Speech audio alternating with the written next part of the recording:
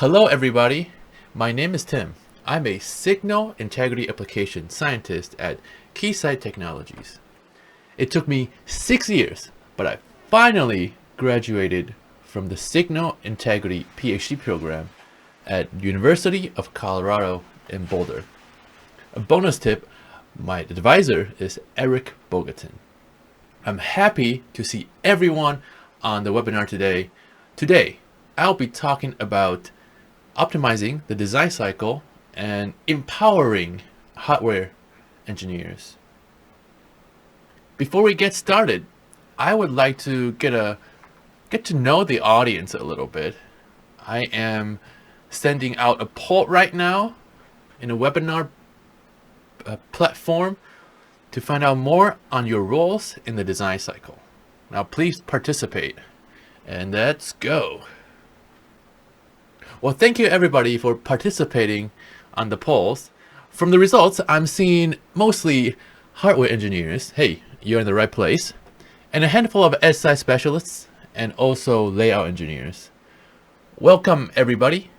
Without further ado, let's get started with the webinar. Hello and welcome to 3 ways to optimize signal integrity in your design. I'm Tim, Dr. Tim. Let's get into it. First, I want to make sure that we know our roles here. On the very left-hand side, we have the layout engineers. In the middle, we have hardware design engineers. And on the very right, the SI specialist. Most of the time, the hardware engineers would send designs for the SI specialist to analyze. It takes a little bit longer for the SI specialist to come back to the hardware design engineers because there are fewer SI specialists than the hardware design engineers. Now, herein lies the challenge, the verification bottleneck in the design cycle. The things we're going to learn today to remove the verification bottleneck is this. We're going to first take a look at the PCIe Gen 3 traces and learn that the root causes and fixes for A, impedance discontinuities, B, unexpected return loss, and 3, unexpected insertion loss. And I do know I'm mixing A, B, and my 1, 2, 3s here. That is okay. Second, we'll take a look at how EPScan, the new Keysight software, electrical performance scan, can help you remove the verification bottleneck. What it would provide is another step that can help you quickly identify SI issues and catch design errors and create reports. Learning number 1, how to fix unexpected differential impedance. Before we get into the details, let me ask you this one question first. What differential impedance would pass the PCIe Gen 3 spec? Your options are A, 71.2 ohms, B, 85 ohms, and 3, 91.5 ohms. Take a minute and think about what you're choosing. We'll reveal the answer in 5, 4, 3, 2, 1. Boom, it turns out everybody is right because in the PCIe Gen 3 spec, it only specifies a range and not a particular impedance to pass the spec.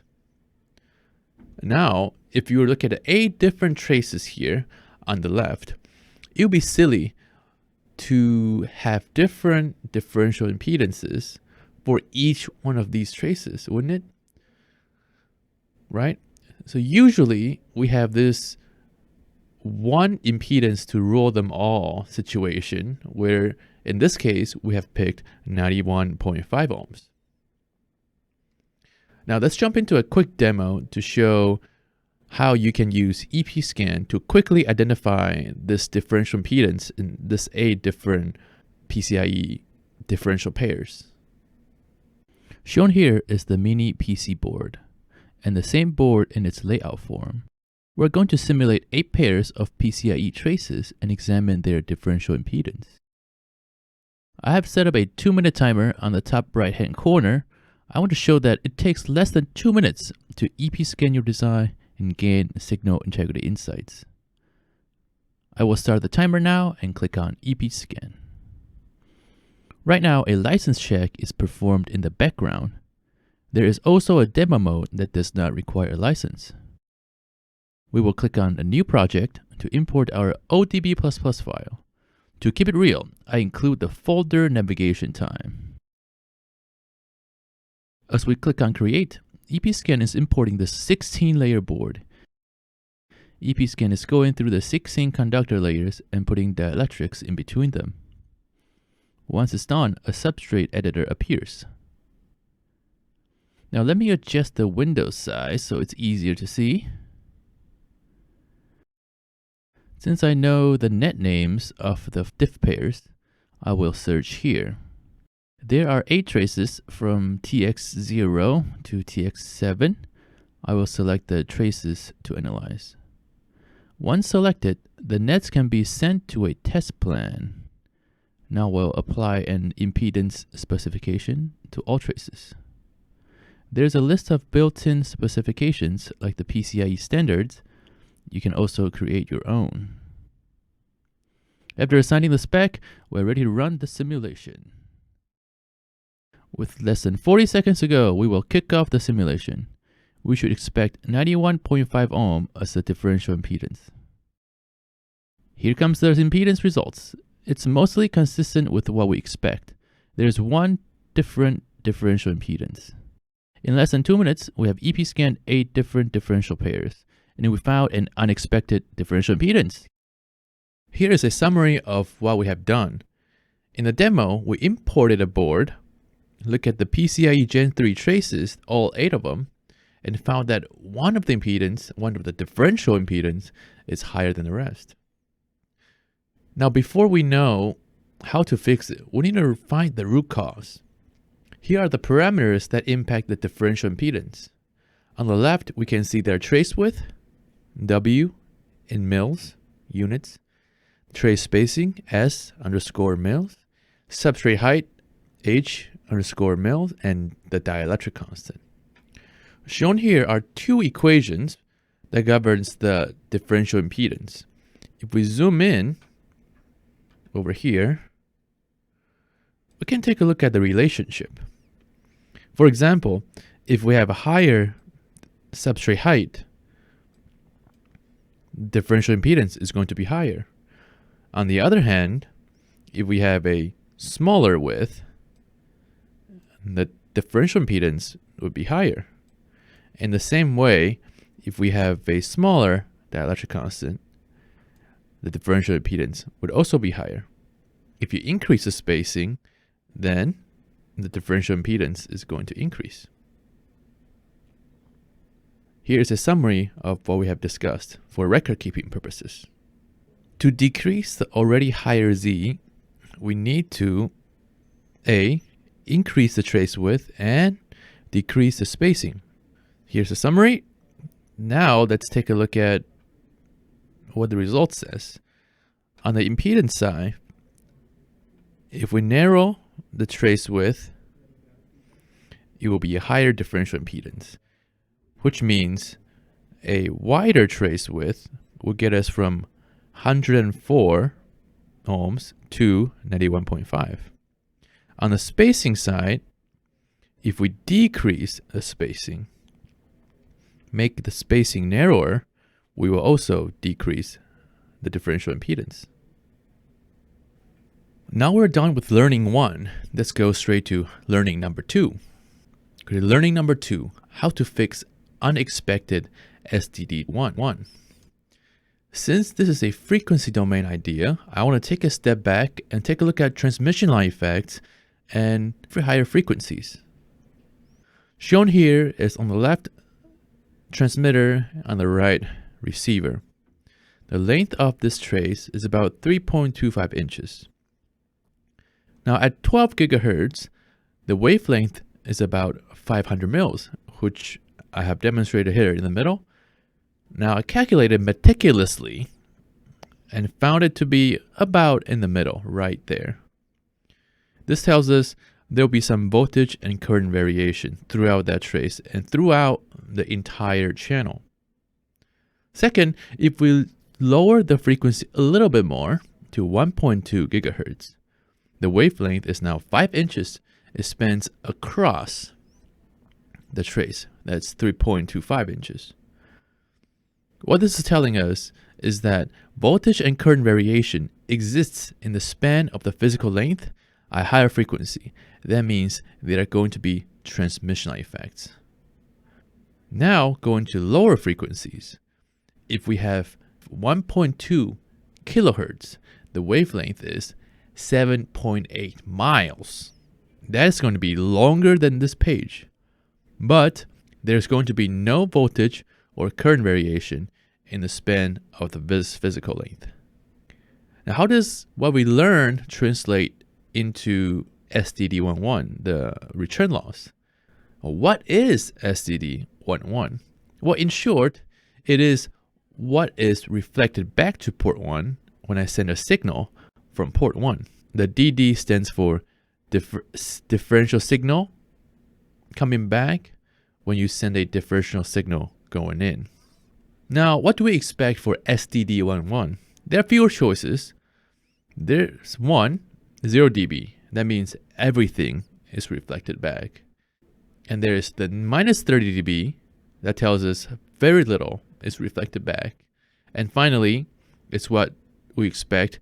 Nothing is reflected back in an ideal case for STD11. Now, what's going to happen when the frequency goes higher and higher? It's going to have ripples at high frequencies because the transmission line effect we talked about.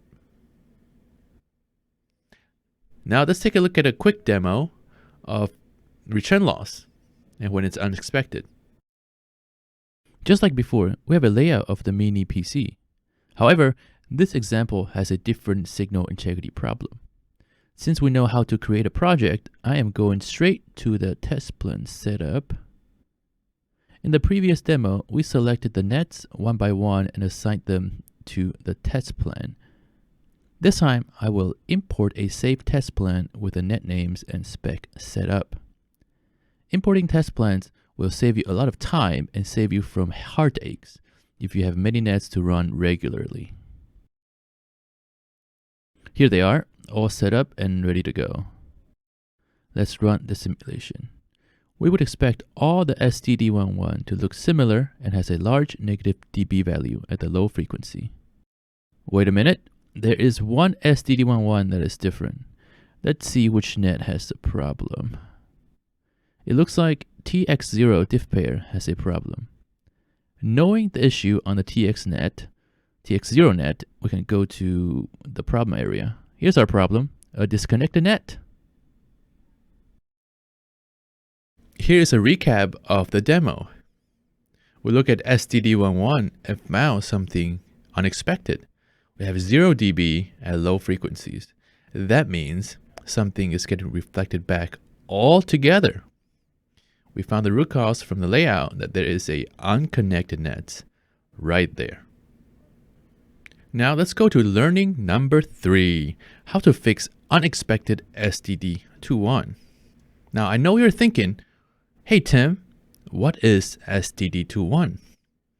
In short, STD21 is what is transmitted to port 2 when you send a signal from port 1.